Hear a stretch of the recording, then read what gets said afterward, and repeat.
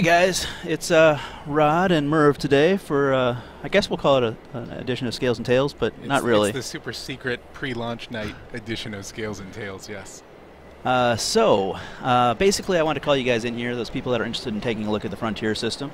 The goal here is to pretty much make sure that the guild leaders and stuff out there that are interested in actually getting involved with the Frontier system early on have an idea of what to expect and what to plan for.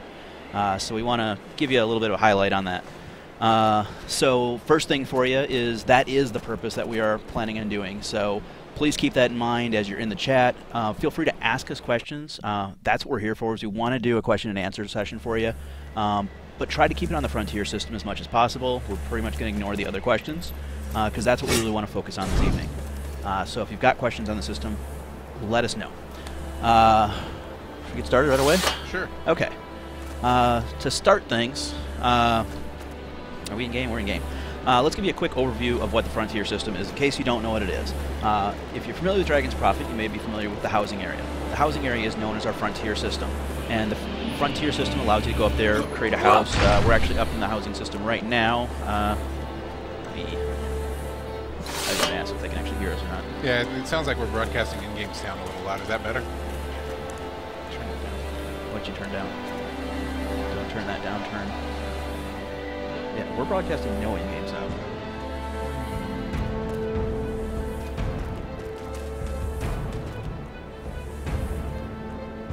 The in-game sound? Or the just game sound? Lots of in-game sound. Huh. I bet you it's coming from you. Let's make it not. Shut it off. We'll fix that. Okay, so let me run over here. Again, I just mentioned about the housing system. How about now? That's where I'm actually at right here. You can see these different housing plots that are around. You can see I've got one right here. It's just my little house that I bought real quick just to own it there.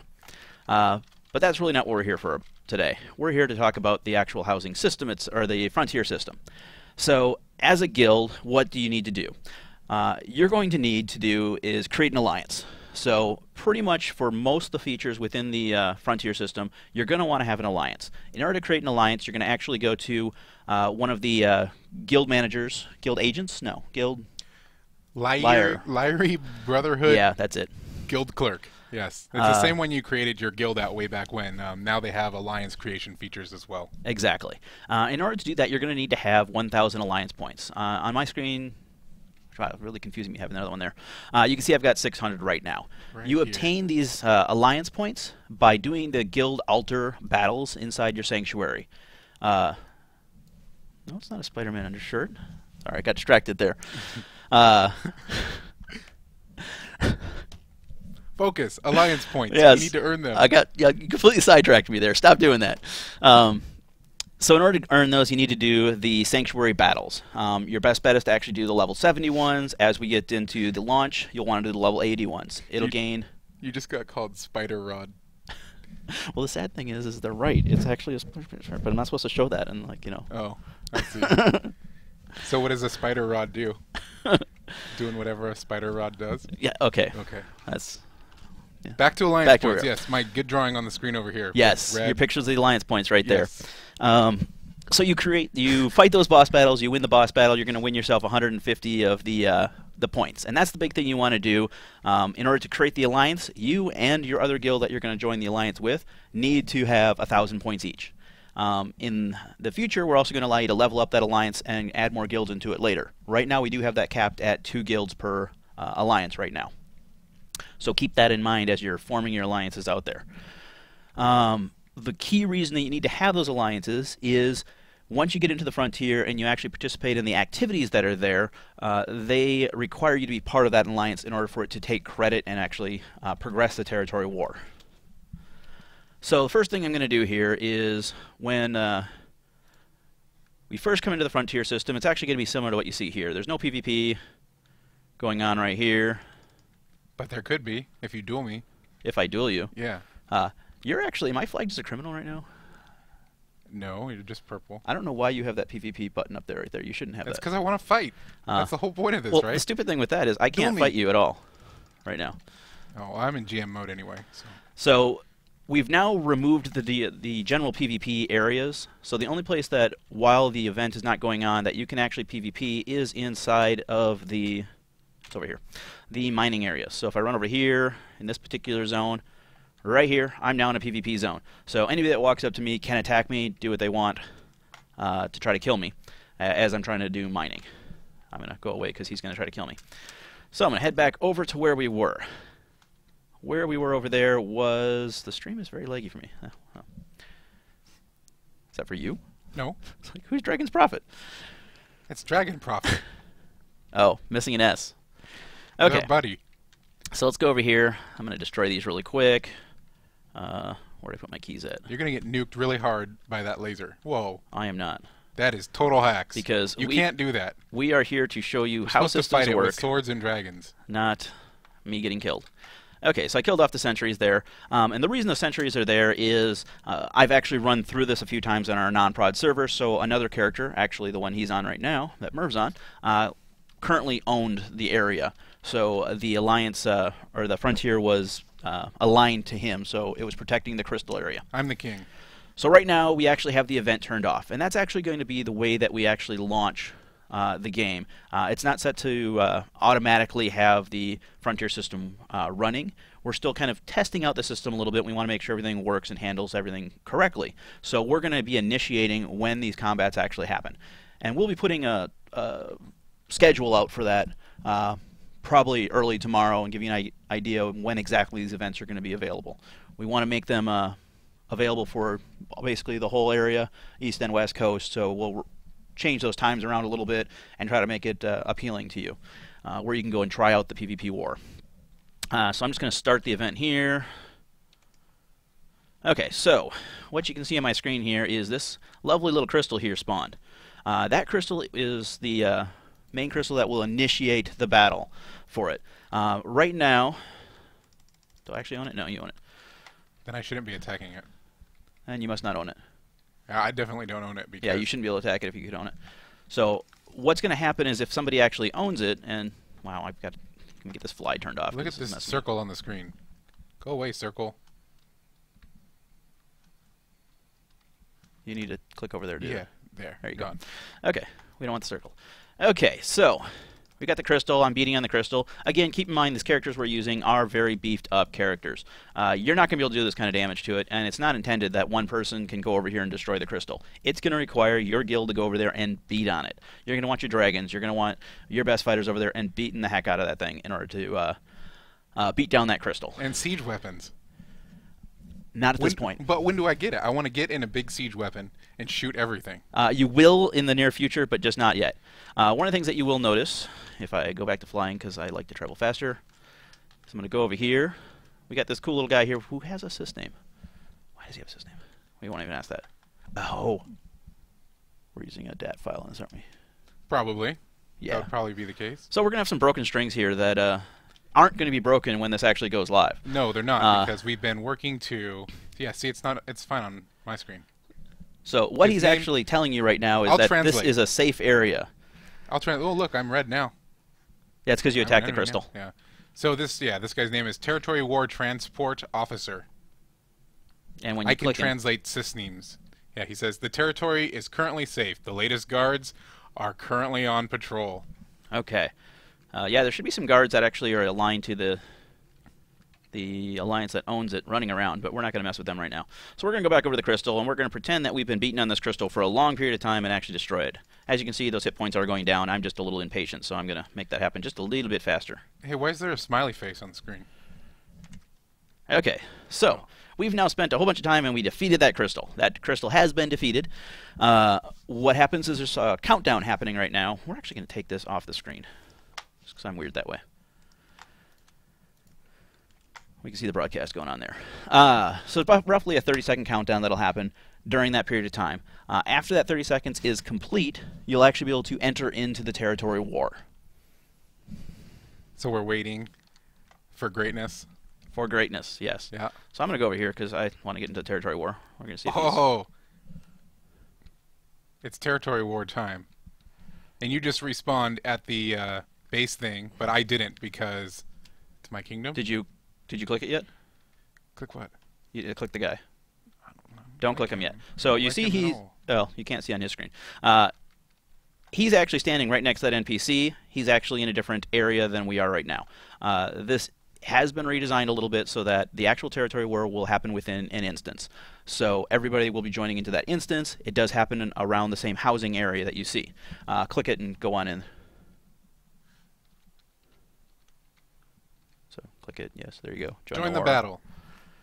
Okay, so he's doing a quick zone. He's going to actually appear here because we're both not aligned to the current crystal that's there.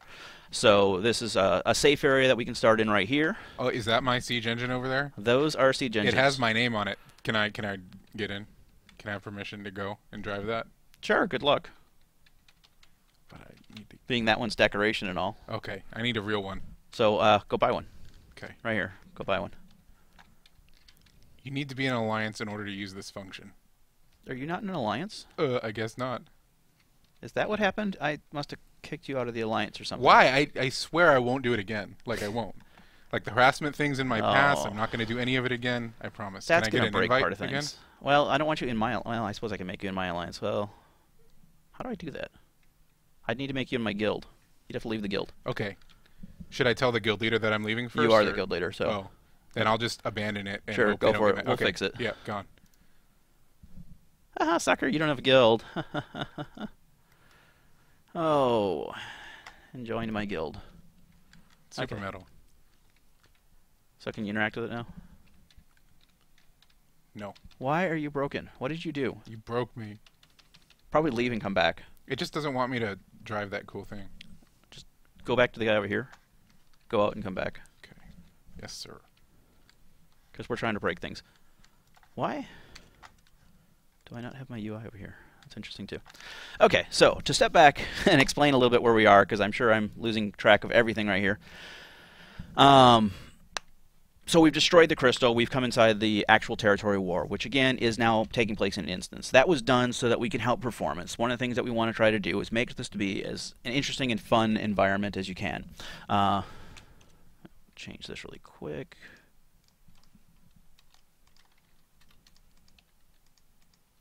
Because I want to see what you actually look like. And again, with that performance, there's a few different things we've done to try to optimize that performance. First of all, we're now in this instance here. Secondly, if I go out over here, right straight ahead of me is right where my house was. Not that I actually had a house, but you saw there was a box on the ground. That box is no longer there. While you're actually in the territory war, you're not going to see all of the housing items that are out there. So that's going to help your performance a great deal. In addition to that, we've also added a few extra features in, which I did play with just a moment ago here. The territory war settings. This allows me to hide some of my special particle effects. I can hide other people's dragons. I can use same side models. So if I turn that on, I don't have a teammate here, but actually no, I do. I lied. Who's your teammate? That'd be you. Oh. Where'd you go? I'm not in the alliance. I left. Oh. Does it actually show you in my alliance now? Like, need to run Iron Fang. Get some gear. That would be our problem, I think. Neither one of us are in alliance. Mm-hmm. So what? Now let's go kill some sanctuary bosses and get some points? Yeah. Let's just go do that. Gosh. Let's fix that. Are you still in... You're in my guild now, huh? Yes, I joined your guild. Why did we lose an alliance in just a little while? Okay. How do we fix that? We can go back to latest, create a guild, create alliance real quick. Sure. That's... Sorry, guys. We're a little unprepared here.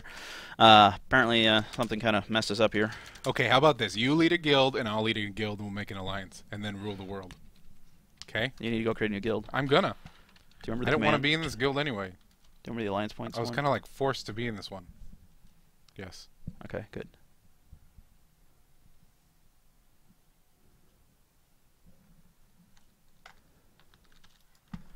Sorry for the delay there, guys. We just want to make sure this actually works. That completely makes more sense now why those turrets and stuff were attacking you, because these shouldn't have been. I'm going to guess during our latest update that we actually erased that data. That shouldn't have happened. To kind of answer your question, as far as I'm aware, we are not erasing Alliance data tomorrow. That I saw up here just a little while ago. Brotherhood's over here. Where are you already at one? Where did you go? Wintertide. Cheater. Make sure you leave my guild. Yeah. I am. Switch over to... What should I name my guild? Okay, you did go to the picture there. Taking suggestions from chat on what to name my guild. Should be great. No cis-string references, please. Hacker GM, come on.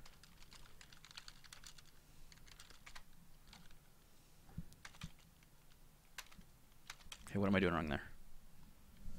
What? You see my command? Guild honor points. Point.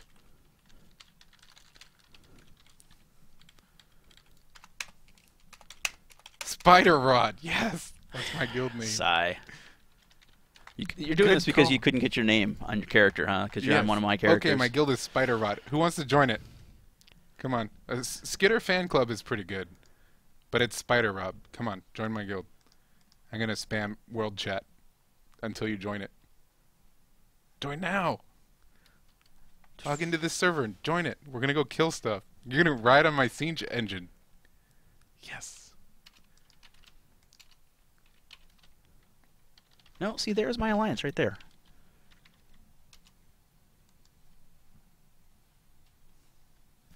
Dude, I'm so confused. Why is it saying we don't have an alliance? Am I just being stupid? I don't care about the alliance anymore. I'm in Spider Rod. Guilds too. Yeah, we're in alliance here. Everybody who's in Spider Rod, you need to grind 150 contribution points a day, okay? Start.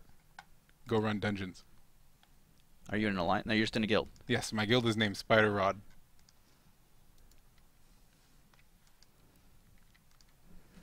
Okay, we're the #1 guild on this server. I just fixed that. A few alliances.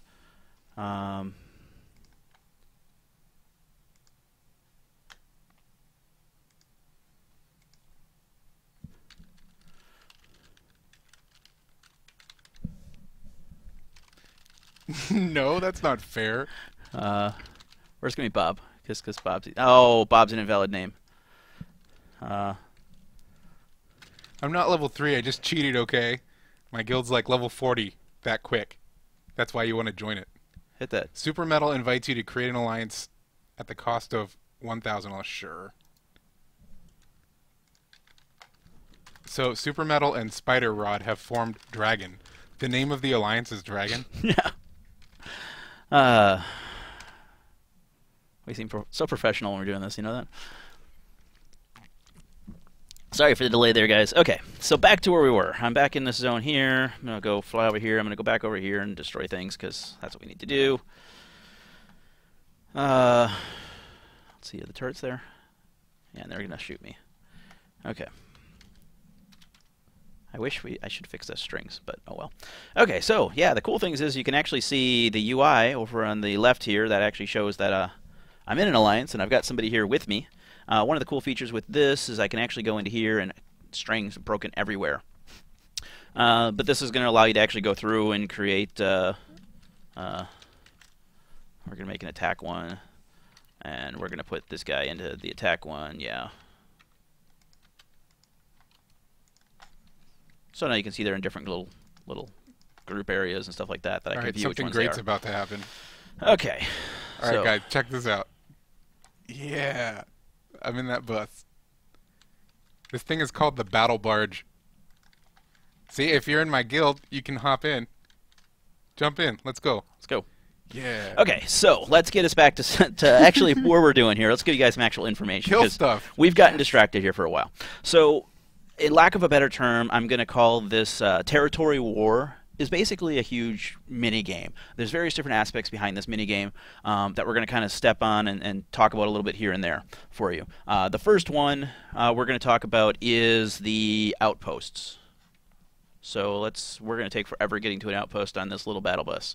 No, I'll drive fast. Yeah, you do that. Where are you going? Up the hill. Okay, you're going to that one? Yes. I'm going to avoid going with you. Fine. Wow, it sent me back over here?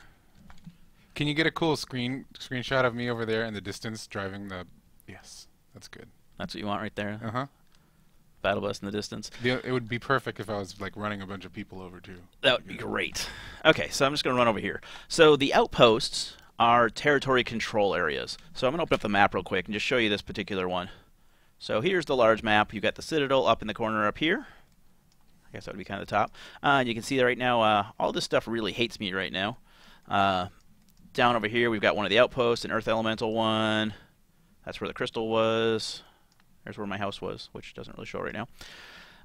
Water Elemental, some treants over there, and goblins. Look at that. We got all kinds of cool ones. So what you're going to do with the outposts is take them over. They're neutral to start with, and every battle is going to start with them being neutral. Are you watching chat at all? No, I'm driving the battle barge. What do you mean watching chat? Okay, I'm just going to glance over there.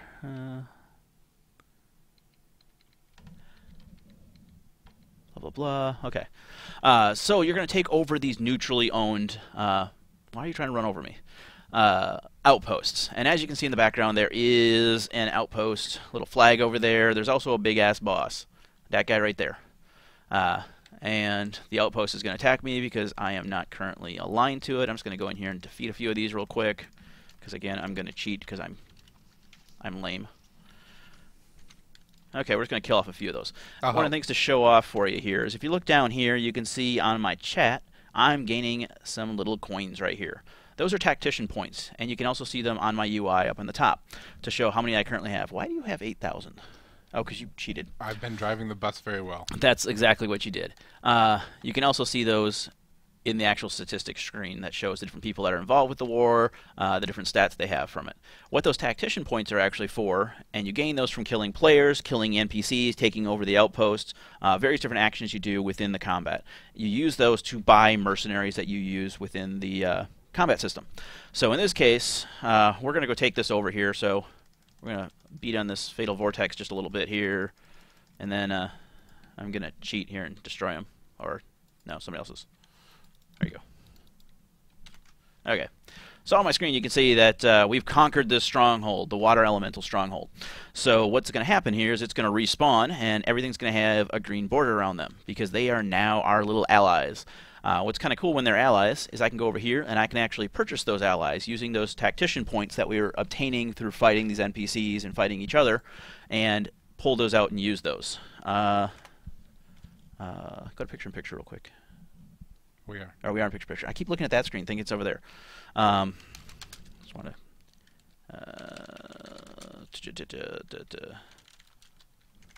Aha! I have points now.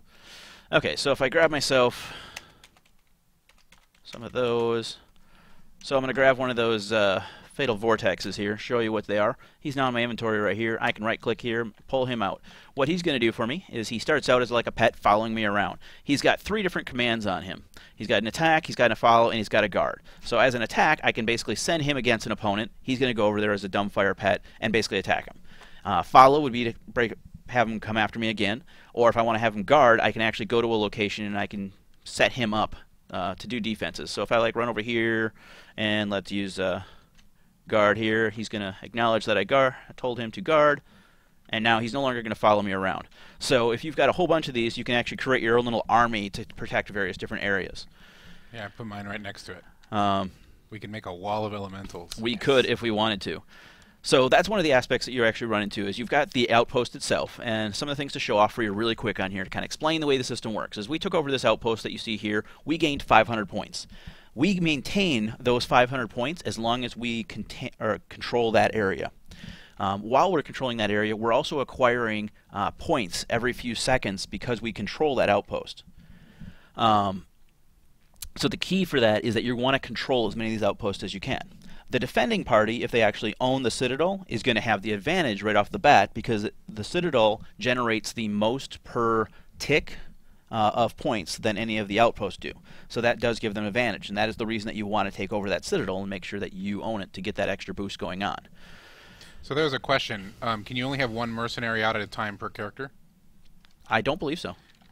So I just put my second one out there. Yeah. You can have as many as you can afford. Yeah. Keep in mind the tactician points that you're obtaining are not something that's going to maintain on your character. Each time you go into the territory war, it resets them. and you have to gain those again. So you can only use them while you're in that battle. So like you saw us buy ones for 1,000, that's a lot of kills in order to get that many and to purchase those. So if you're planning on having 2 or 3 of them, you're not going to be able to do that very easily. It also costs tactician points, or yeah, tactical points to summon the siege engines. Yes, that is correct. Okay, so we've got Outposts. This is one of the major aspects of the game, is really getting that score. So again, up on the top, I don't think I actually mentioned this. The goal of the game is to basically get to the 8,000 points that are listed there. You're going to do that by taking over the fortresses. You're going to beat people up in PvP. You're going to get points for that. You're going to kill NPCs in the area. That's points. There's a few other ways that you can obtain points. One of those is going to be gathering resources. So you'll see this Winter Prism Crystal right over here. I'm just going to take off my run. And I'm going to grab that thing. So what happens when you pick up these Winter Prism crystals, and you can pick up multiple ones of them, what that's going to do is it actually applies a buff to you. While you have it, you're now basically a target. Consider it like a capture the flag. The reason being is I can take this thing back over to my outpost, and I can drop it off, and that's going to give me an injection of points. By giving me those points, why do you keep jumping in front of me here? Because they said they show off the dragon, so I did. My dragon's cooler. Cheater dragon. Cheater dragon. So we're going to run over here. Yeah, and you basically have to take the prism crystals, the snow crystals, what are they called? The Winter Prism crystals. No, that's the old name. Yeah, you renamed them. I really should have gotten rid of that DAT file. Because we got incorrect names everywhere. Yeah, the new name. So this is another way for you to obtain crystal. Different scores. And the cool thing with that is we're going to have a wide variety of people of different levels within these zones as they're running through. Not everybody's going to be max level. Some guilds are going to try to make everybody max level, but jumping to 80 in the first few days is going to be a little bit of a trouble for some people. So did you explain that when you pick up the crystals, you get a buff? I did. And it has the buff, and you can carry multiples of them? I did. And that if I kill you, you lose them? I didn't. That's the fun part. So say you're running around grabbing these crystals and you have like 5 or 6 and you're coming back to the stronghold to donate them for points. If some other player sees you with that buff on and they can run up to you and kill you, you lose those crystals.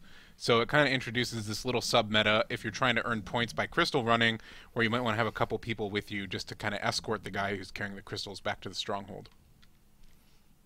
Yeah. Exactly. Okay, just so like that. We've hit the very first part of the game is, of course, PvP. And as you battle different people, you'll get points for that. The second part of the game is going to be getting these outposts and getting the advantage of the points that are coming in from it. One thing to keep in mind is right now I've got that 500 bonus. If he was in an opposing alliance and he actually defeated the same one that I have, I will lose that 500 bonus in my score, and they will gain the 500 points. Yep. So you want to make sure that you're maintaining them and defending them as much as you can in order to get that bonus. In this particular zone, we've got 5 different fortresses. So that's going to be 2,500 of your points right there. Plus, you also have the Citadel itself. It makes a big difference in trying to take over the area and get the points that are needed.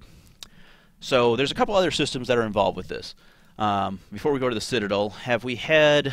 Let's see, has Xander spawned? Let's see if The Xander... weaponsmith? Yes. He'd be at Path of the Elders, right? Yeah, I was checking out the trance. Yep, he looks like he's there. I see his public event up.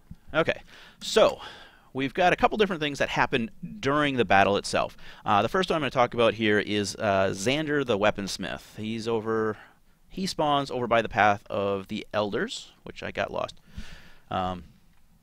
And what he does, he's actually got a little public event going on with him. And what you have to do is you're going to go over here and you're going to talk to him. And basically you're going to tell him to follow you. What you're going to do is drag him to one of your outposts, that you currently own. And what that's going to do for you is he gives you access to the siege weapons at a mobile location. So anywhere you want, you'll be able to access those siege weapons as long as you're at one of your outposts that has the weaponsmith at it, or weapon master. The things you have to watch out for with this is... Like in this case, siege engines coming down a hill. I noticed that. So if I run away from him, he's a little stubborn about following me. So if I get a little ways away from him, he's going to stop. He's going to slow down. He's going to actually stop and no longer follow me. And I'll actually have to go back and talk to him again, tell him to come after me. During that time, other people are going to do the same thing. They're going to try to take him somewhere else, and they're going to attack you and kind of prevent you from actually bringing that to your best location. When it comes to the siege engines, they are... Why are you trying to... Why are you doing this stuff?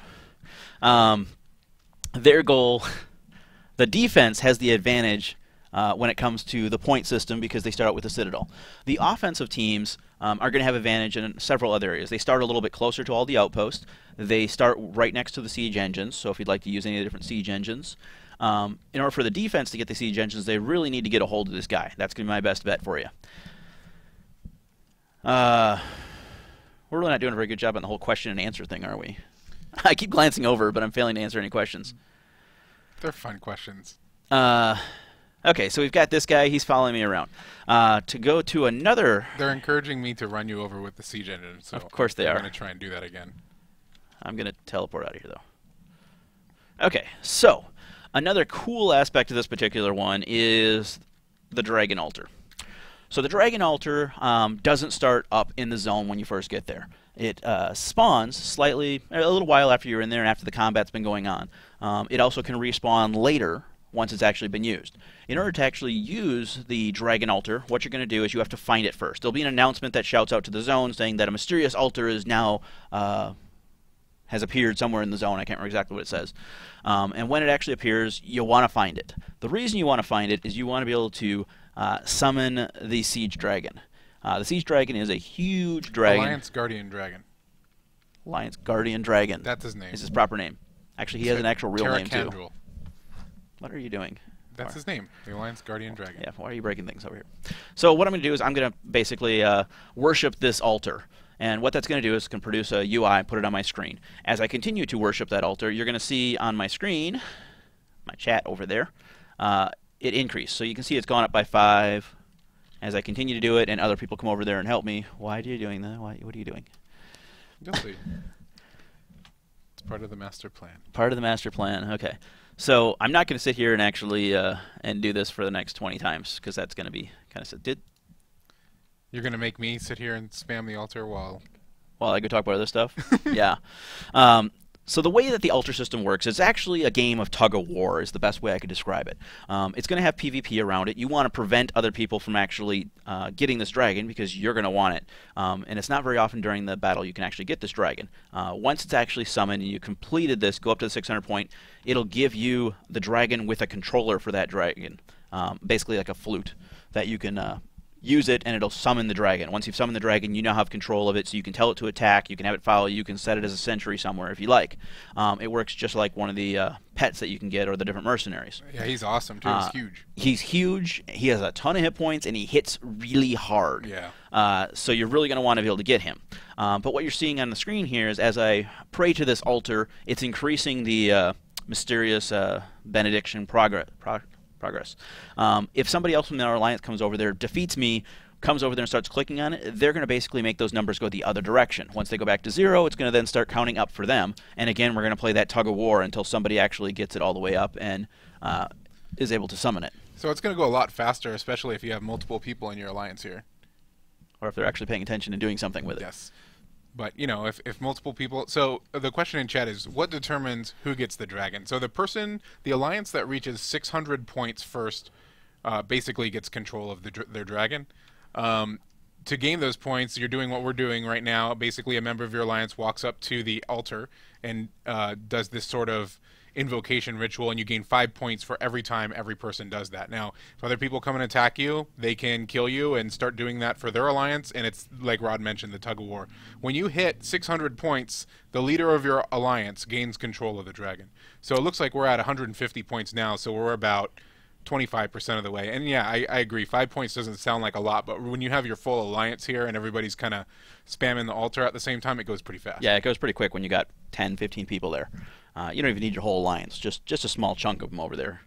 Yeah. The thing is, while you're doing this, system messages are sent out to the zone so the other alliance can see that you're trying to summon the dragon. So kind of gives a call to action to come over to this point and you know, interfere with that. To kind of correct you a little bit, the dragon actually will end up going to the commander, the current commander of the alliance. While you're actually in the territory, you can actually switch the commander around, so you can determine who actually is going to receive it by using that functionality. The commander also has a few other tools at his disposal, such as the UI I showed on the left to kind of create groupings and raid areas for it. They also have, wow, that really wants to be on the screen there. I'm not the commander, am I? I am the commander. Did we turn it off on this one? There's also another feature that's going to be coming up with it that allows you to create waypoints for your team, so you can use the map, actually put in different indications of where you want them to go, where you want your offense, where you want your defense, to kind of direct that battle a little bit more. It's another one of the systems that's kind of in development for it. A lot of the Frontier system is, while it's going to be available, and we have majority of it all working at this point, it is still kind of a work in progress a little bit, because a lot of it requires a lot of people.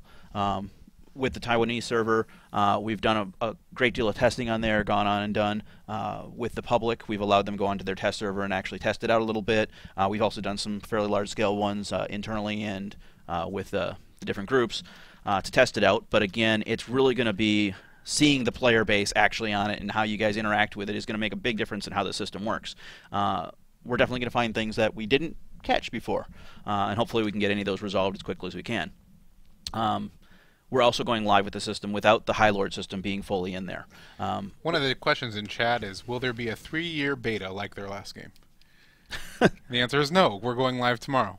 Yes, we are going live. Are we going to continue to put new systems in the game? Yes, there will be new systems that will go in the game, and those systems will come in various different states. But we are launching the game tomorrow. That's the plan.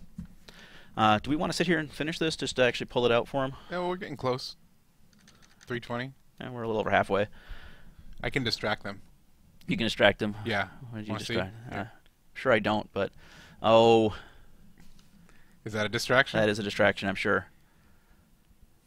What is that guy? His name's not right. He is not Should named be death right. now. But, he's pretty cool. While we're sitting here doing it, in case you... I'm assuming most of you are actually fairly aware of the game at this point.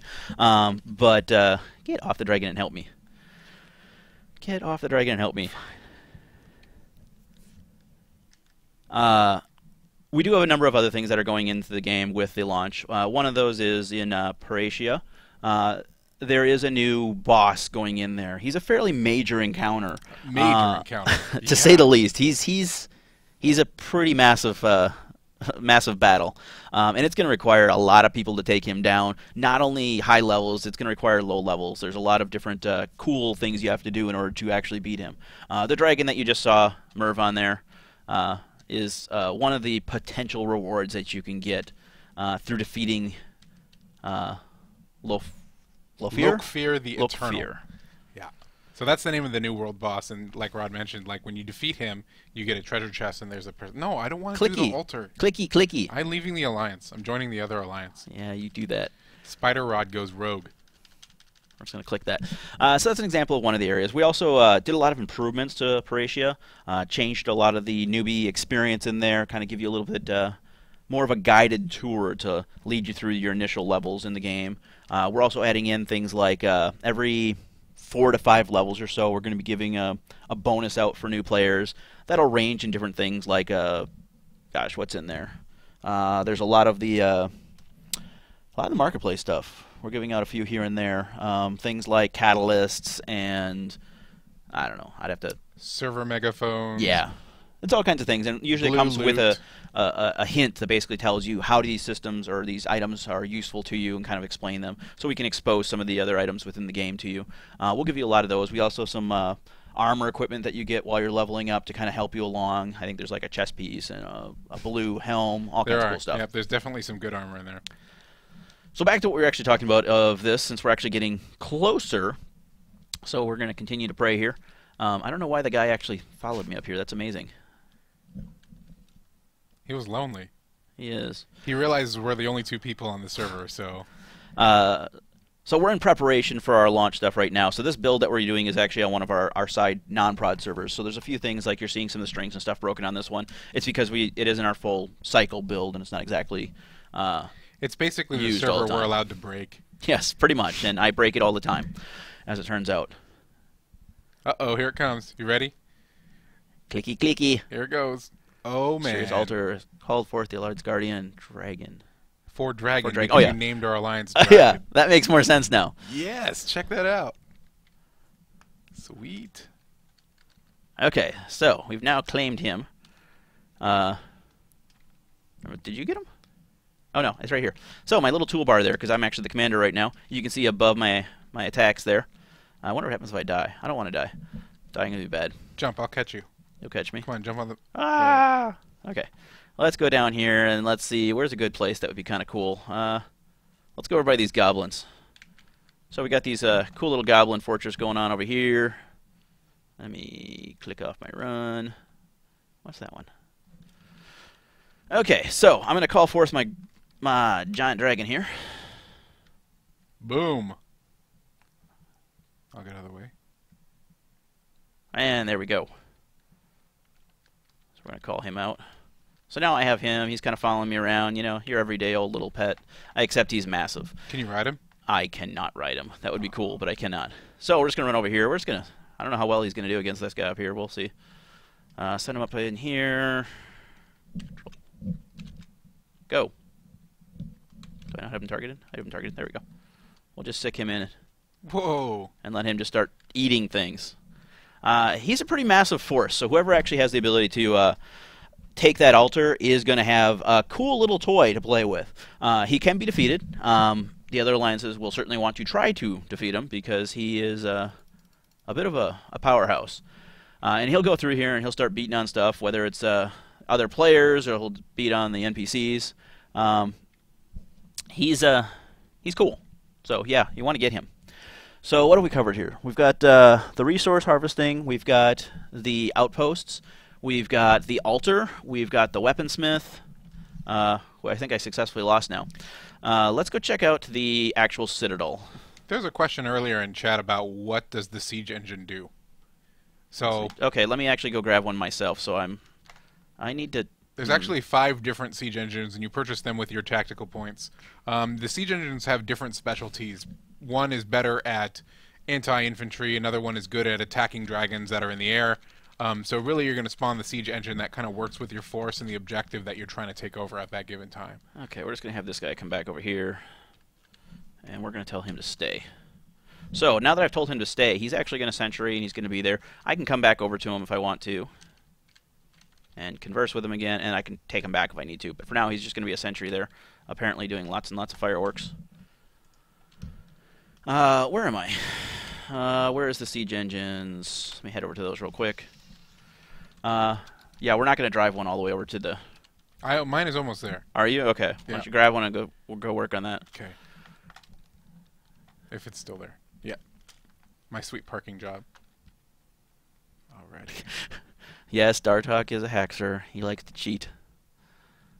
Because he is very impatient. Okay, so we're going to go over here. And let's see. You guys saw that one. Let me grab, like... I don't have enough funds. So not to jump ahead, but looks like we have a lot of requests in chat for mounted combat. Okay. But we're talking about the Frontier system Do you today. have any dragons with mounted combat loaded? I might. Oh. See, I am now mounted on this siege weapon, as you can see, and I'm going to do combat. That's what you guys want to see, right? Okay, so this one right here, each of the siege weapons have their own specialty for it. They're also going to work different types of damage, different types of abilities that basically have advantage to them. In this particular one here, do I actually have the range on this one? I think I do. Q. Whoa, what was that? That is your anti-dragon air turret. That was awesome. So if some guy's flying over on his dragon and, you know, plans to mounted combat some people, you can pretty much shoot him down with that. So E and there. Yeah, I can actually raise and lower that one. Basically So controls, yeah. figure out what I want to fire, and then I can actually fire that. So that's an example of one right there. It's like a flak cannon. That's probably a good way to describe it. Flax cannon. Somebody trying to get in. Anti-dragon flak cannon. Let's just show off one more of these siege weapons real quick, and then we're going to head back over where we were. Hey, it's Todd. What's going on, everybody? We didn't tell him we were doing this. We kind of just decided to do it. You guys online? Oh, you're on camera. Yeah. Uh-oh, Todd cameo. I'm back. We've covered most of the system at this point. We're just kind of hitting a few other last areas. We're driving our cool siege engines around. Yes, we are. Yeah, it'll only take you about 4 years. shots to kill that gate. We'll cheat. Whoa, you got here quick. I didn't see that. What do you mean I got there quick? Oh, I thought you were... Oh, you got another one. Yeah. I haven't seen this one before. I'm not sure if this one Do does. you want to race? Oh, that's anti. A little anticlimactic there. I don't know what. No, that's the one that breaks down the Citadel walls. Oh, is that? And destroys crystal also. Yeah. Oh, that's kind of cool. Yeah, sweet. Probably not very useful for what we're doing right here, though. No, but we can still race.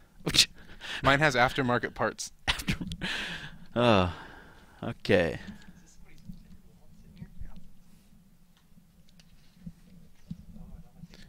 Feel free to dig through that wallet. I'm sure there's lots in it. Can play elevator music while we drive there. Okay, so what have we covered? I think we covered most of the stuff other than the actual Citadel itself here, and what's going to happen. Can guild leaders ride and use siege machine and dragon? Can only guild leaders? No, anybody can. As long as you've got the points to buy the siege weapons or the mercenaries, you'll be able to use them. The dragon itself does start out for the commander. I believe he can actually transfer it over by when I put him on sentry mode, somebody else can come over and take him. Yeah, I'm pretty sure I can also spawn the siege vehicle and you can drive it. Yes. And the one that I'm driving now, the battle barge, seats 5. So other players in the alliance can kind of jump in the back and, you know, we can party. Party. Yeah, Here we go, okay. let's race. No, stop real quick. Here we go, ready? On your mark. Get set. Go. Oh, man. This isn't fair. Oh, my spike doesn't help at all. No, I'm going to smash you. Look. Boom. You're faster. No fair. Well, Can you run through each other? No, we're kind of just... Of course I'm faster. I'm aerodynamic. You're a bus. Okay, so we're going to head over here, and again, this is the Citadel. It's up over here, and they're going to dislike us a lot right now since we don't own it. What's over there? Is there another? Interesting. So we're going to come over here, and my weapon's really kind of useless here, so I think I'm probably going to get killed. But Yours is going to break down the gate. You can do it. take that! Oh, it did a little damage. I can't aim. My aiming fails. No, that one doesn't go up and down. It only goes forward. Oh god, it destroyed my weapon. Okay. I'm going to run away here. Okay, so the Citadel is pretty much, it starts out neutral, and then after the first day, it's actually going to get taken by someone. And You're doing damage to it, Merv. You just aren't targeting the wall, so you can't see if you're doing yeah, Yeah. if I actually let me destroy the towers here, so I can. I'll show you. Let me destroy that. I'm going to try not to destroy Nice. you. Okay. You're clearing the way. So we cleared that. Now we've got him. You can see I'm targeting the gate there, and he's using a siege weapon. And that's really where those siege weapons are really important. Is they each have their own. There's a little timer down there that tells you. So you have to It's best to just spam it. Oh, but That's I the way to go. spam, man. get in that air max. But for max DPS, you spam. You get that extra millisecond there that you need to have. So he's going to go through. He's going to destroy this gate, which is going to give us access to get inside. There's also turrets all along the different sides over here and up above. So if you actually try to fly over above, which I can't fly on that particular dragon because that would be silly because he has no wings. Let's see if we've got one that actually has wings. Some of you guys may recognize this one. Lunar Frost. So yes, there I am getting blasted. Oh god, let me go. Oh, that was not cool. Yeah, the turrets and stuff are pretty deadly, by the way. So you're going to want to make sure you take care of those. I've almost got it. It's Let at me like 25% left. glance through here. Without 1 million hit points, you'd be dead 100 times over. A lot of the damage is actually percentage-based, so you're seeing huge amounts of damage because I have huge amounts of hit points. It won't be nearly as high, but you will die just as quickly as I do. If you can't get siege, you can't take the Citadel. It's not necessarily true. You can get over there and you can beat on it with your swords and your wands and things like that if you want. But because the different types of damage that the weapons are designed to do, it will make a big difference in how much damage you do. You also see him doing a ton of damage because it's partially based off the stats of your character. And again, we've got very buffed up characters, so it makes a huge difference. So you can see up on top there's the actual stronghold for the Citadel. We'd need to actually go in there, go upstairs, take it over. Let's do it. Okay. I'm going to cheat, you know, Do it. Cheat. because these things just do not like me. Sam, I am.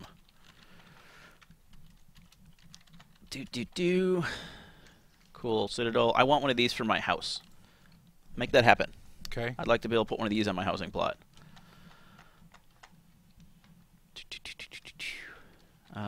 Where was the stairs up? Over there. One of the things that you may notice, I'm just going to jump on actually which dragon am I going to jump on again? We're going to jump on him. We're going to jump back on this guy. Yes, I do have mounted combat sitting on here. And one of the things that you may notice is the Q key is no longer there for speed. One of the things that you're going to do is instead, while you're on mounted combat now, instead of using that Q key, you use the same thing you do when you're running. You double tap your button, and that'll make you do your little speed burst that you do normally. Using up my endurance. Good. Why are you in my way? That's the plant. Uh, The plant is totally in your way, not me. I'm just chilling over here. Whoa. Yeah, that's his leap. Yeah, I haven't played with this guy's abilities yet. Basically, there's 5 different types of mounted combat you can get, and then also the stats that they have, and their abilities they use are based off of the character itself. I'm so gonna die while I'm. Whoops. No game. Alt tab, bad button to use. Here, I'll tank. I got it. You think? Okay. I got this one, guys. Yeah, I have 1,000,000 hit points, and I'm taking 250k hit. I got it. No problem. Luckily, we're both cheaters. Okay, we're just going to kill these guys off because they are kind of annoying. But those are the. This is the castle stronghold that you got up here. And did we just kill the boss? Okay, yes, so we did. We've taken over the castle, and it's still blasting me apparently. There it goes, respawn. And again, we have those. I don't think you can actually get this one. Yeah, you can't buy these units. Okay, so now we own it, and it should be all the turrets and everything that were actually there are all part of our collection now. So those will now protect us, and it's also going to generate a lot more score for us, a lot quicker now that we own that one. What have we missed at this point? I think that's the majority of it. Let me finish off the actual show here of what we got. So let me do some score here, because again we're going to cheat. You can see my little meter moving on the top up there if you could see behind the scales and tails, but well. So I'm just going to go through here and pretend we've actually gotten a ton of points because we're going to kind of speed this up a little bit. And then at the end, what we're going to do is we're going to get a scoreboard. That scoreboard's going to pop up. It's going to give you some idea of what you actually have for stats, what you killed. You can go through, actually probably not on mine. Actually you can. Like total healing. Wow, did I heal? That's not me. What did I heal? Only 2.6 million. Number of kills, things like that. Different stats for you to look at. You can also take a look at your alliance itself to see how well your alliance did as a whole, and take a look at your score on that scoreboard. I'm going to close that. And then basically what's going to end up happening here is there's a short countdown that's happening. Once that countdown happens, it is going to kick everybody out of the zone because it is its own little... I'm going to die falling from that, aren't I? No, you got it. Little instance. Oh, my pet's covering. Let's see if I got another pet here. Did I actually do any? I didn't set up him. One of the questions in chat is there a time limit to siege engines or dragon? I'm assuming Alliance Guardian Dragon. There's no time limit to just keeping them alive. Yep, they have HP. They can be destroyed. So generally, it's just based on, you know, if you park it somewhere where people won't recognize it, or you know, you keep it alive. It's going to last until the end of the territory war. Oh, that one's a buff. I don't know these abilities very well. I keep changing them on me. Want a duel? We're going to get kicked out of the zone in a moment here. Oh. So that's pretty much a quick overview of the alliance system. The big things that I really wanted you guys to take from this is the fact that you need to have alliances, because everything really needs those alliances in order to have credit. If you want to deliver the resources, you want to get the Dragon Altar, you want to get the Outpost, you need to be part of an alliance. So that is going to be a very important part of this this system. And your way to get those... Why are we not teleported out yet? That's kind of weird. Question is, will we be able to change the keybind of the Dragon Sprint ability?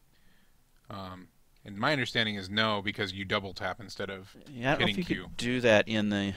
I don't think so either. Can you do it for the normal sprint? I don't think you can. So you won't be able to. It's kind of good, though, because, I mean, sometimes when I'm on my dragon, I try to double tap anyway instead of... Yeah, I know. I've run into that habit, too. Or I hit tab instead of hitting Q and drop myself down to paratroop down and die. Okay, so let's see. Let me glance through here, see if there's any good questions here. And this is a great time, man. It's question and answer. So if you've got questions on the Frontier system, ask away. We'll be happy to try to answer as many as we can. We want to make sure you understand the system as best we can. I do plan on getting an FAQ up on the forums or an article for it in the very, very near future.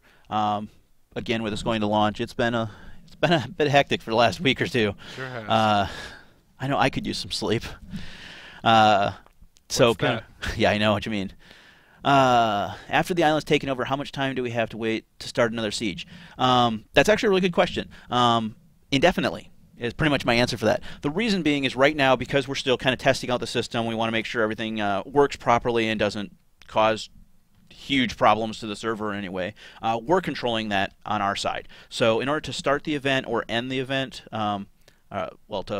you can end it, which will start it on a reset timer, but we'll actually shut it off. That'll be controlled primarily by myself or Merv or Todd, and we'll be putting together a schedule for when these events are going to happen over the next few weeks.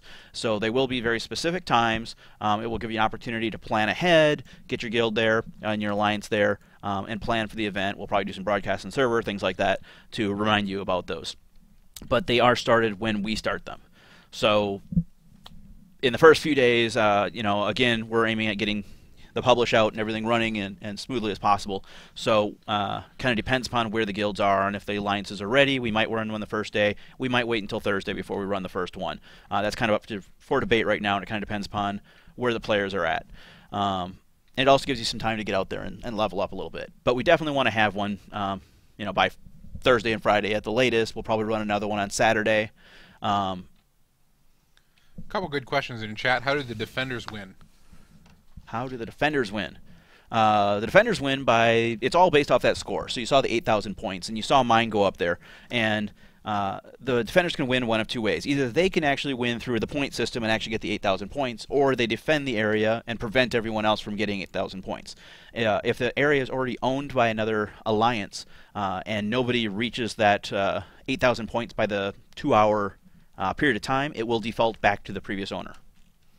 Another question, does equipment degrade when you die in the Frontier or Territory War? It should not. I haven't actually tested that. I've been dying here a lot. And I'm pretty sure, yeah, it's in the Frontier War, it should not do durability to any of your weapons or equipment. Can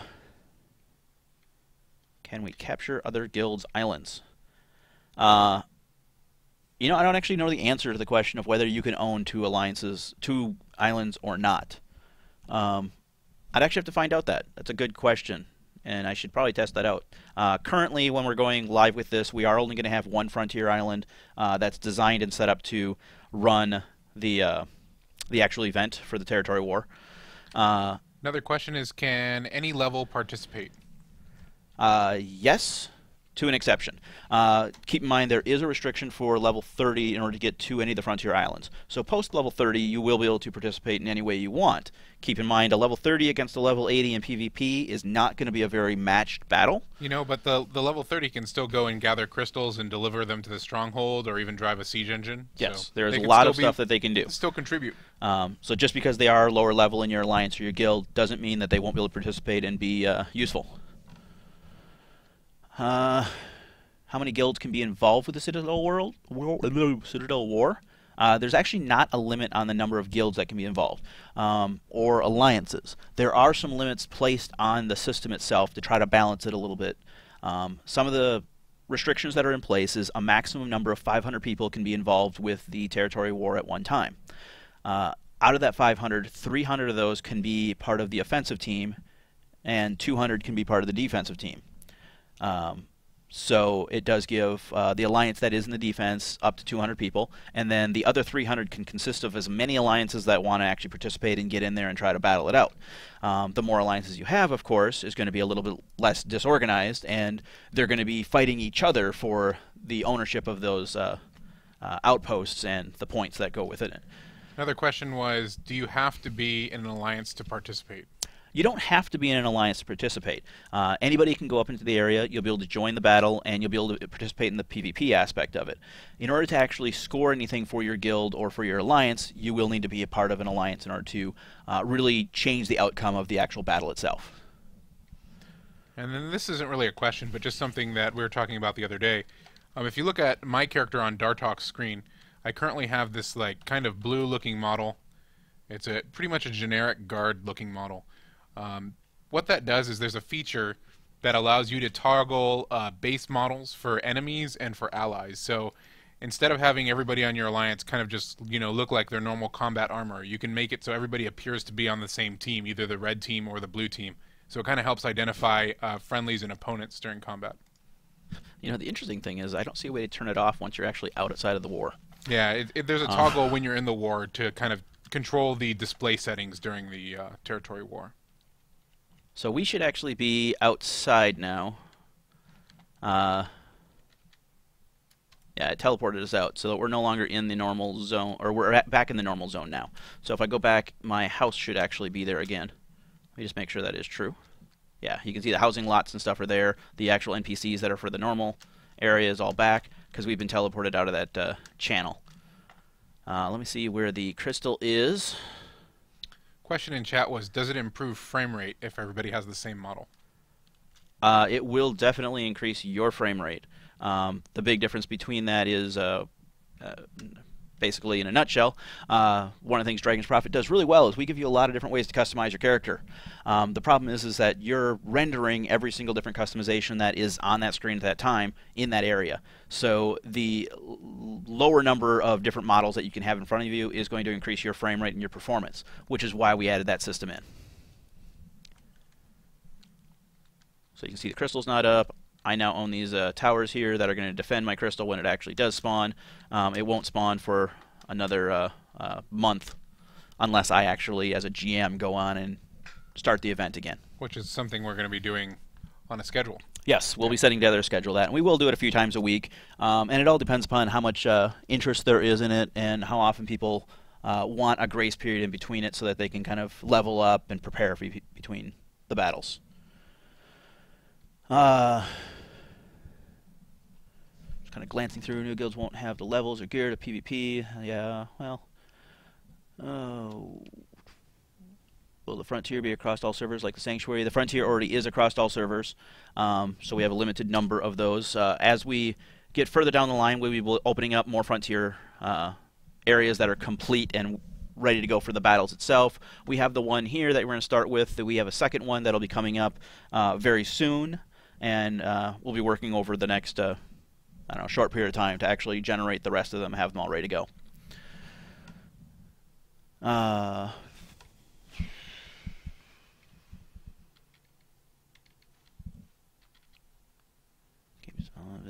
Software you guys recommend? Streaming, XSplit.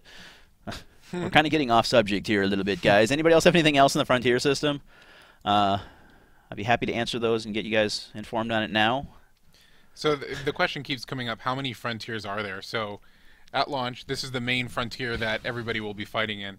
And it's really kind of going to depend on, how many alliances there are competing for it. And we will potentially have the ability to add more islands or, ensure that there's a right amount of islands to create good competition for players to control them. And then also, so there's not everybody struggling for the same island.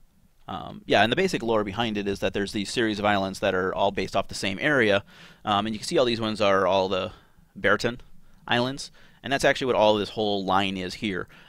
If it gets to the point that we actually fill all these up and we want to continue on and have more frontier areas, we can actually open up an infinite number of these. So there's no concern there that there won't be enough space and enough of these events going on, because we will make sure they are available to the players. Ferocity. Did we name that? What did we name that? No, Ferocity is legitimate. That's Ferocity, yeah. That's crit. Something else that's going to be coming in the next build is the Tenacity? It's called Toughness. Toughness now? Yep, so Toughness is the stat that basically when you add it to your character, it makes you kind of take less damage from critical hits. So the higher amount of Toughness that you have, you'll basically mitigate some crit damage. That's going to be under special defense. No, that's not what it is. It's defense. Toughness. I have 0. That'll be coming out with the launch update. You'll be able to find the toughness stones off the it's Adventure Insignia Quartermaster. You can find him in Latest.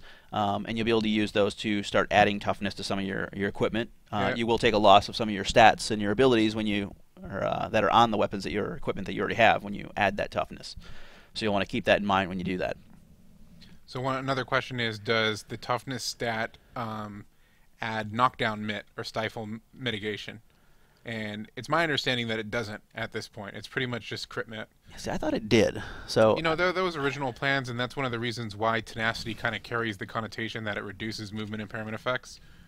But currently I don't see that in this build.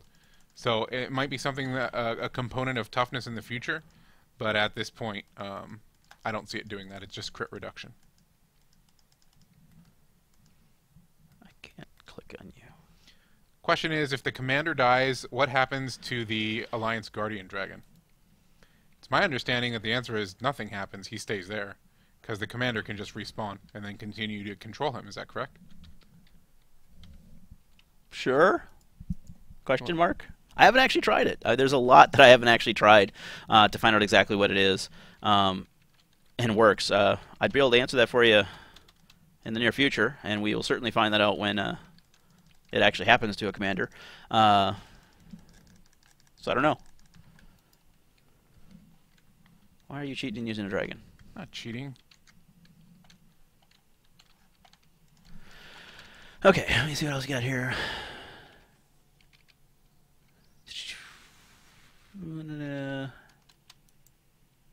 Is there a unique dragon for owning the Citadel? There is not.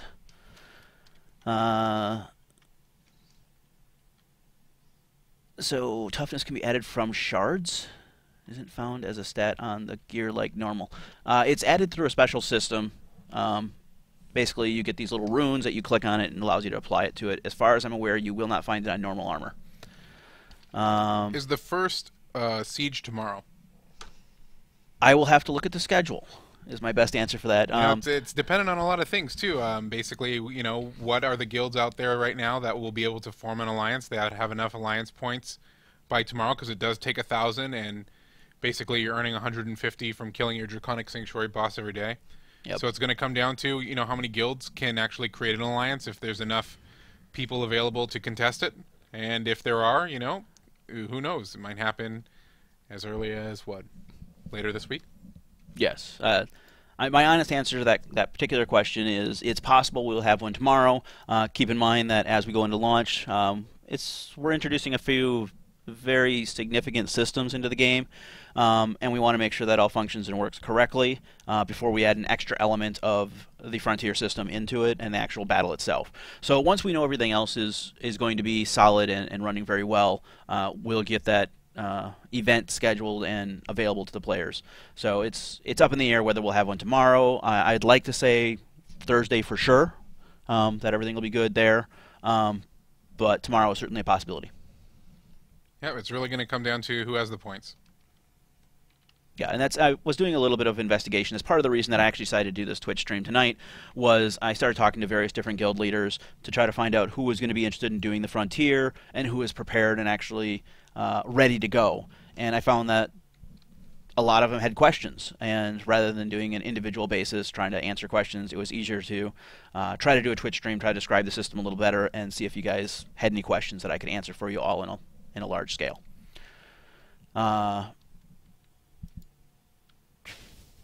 Okay, so I think at this point we've covered pretty much everything that's there. Chat has kind of gone dry on, it seems like, actual Frontier questions for the most part. So I think we're probably going to wrap this up. Any last few questions out there real quick on the Frontier system?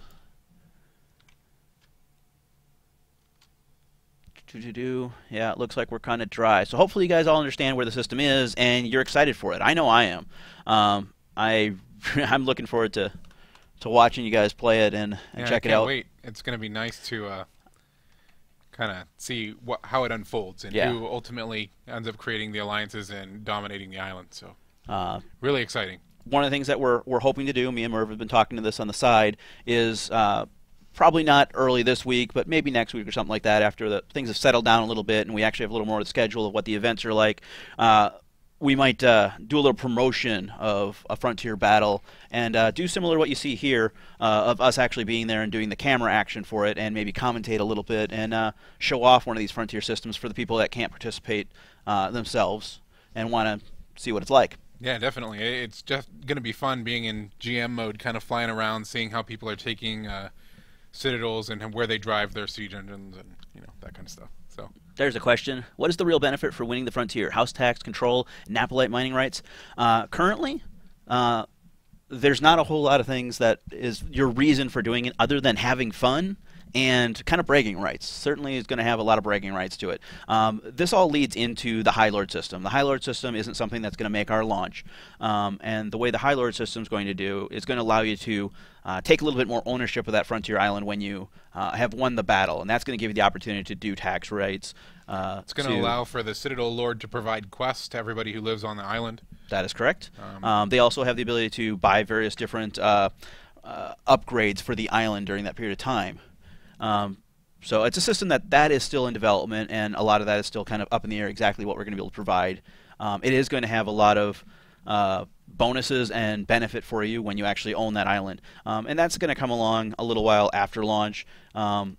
It's also going to be when we have it more of a standard schedule behind it. The actual system is designed to be the crystal spawns at a certain point of time. At that point, if a guild or an alliance goes over there and defeats the crystal, there's an X period of time behind it before the Frontier system will start up and actually run the event. The event runs for the 2-hour period of time. Once that's finished, there's a grace period after that that the alliance that won can own that area before the crystal becomes available again to be defeated. So it'll be this ongoing system, and you'll be able to go through and kind of pick and choose which island you want to actually do the battle on. Again, a lot of that is additional functionality that is part of the High Lord system and the finalized system. Right now, we're still there's parts of it that are still going to be developed and put in, but we wanted to get this major part of the PvP action and fighting in the game for you to try it out. So there was one question about Warforged insignias. Because I'm sure that people have been seeing it on their currency list. So you see Warforged insignias there, and it's kind of the label on it is Frontier Island Objective Rewards, and they're going to come into play a little bit more when the High Lord system comes in. They might be a reward currency for the alliance that holds the Citadel, and then it can be spent on something that lasts longer than just for the territory war. So that's really the goal of that currency, and there's not a lot of uses for them now. I'm not even sure that you can necessarily earn them. So. Yeah, as far as I'm aware, you cannot earn them right now.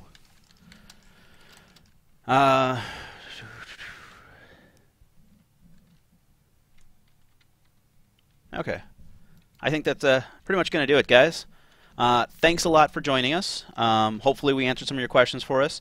If you've got more questions on the Frontier system, if somebody wants to take the initiative and put a forum post up there, I'll be happy to jump on there and try to answer some questions for you guys and provide you some more details.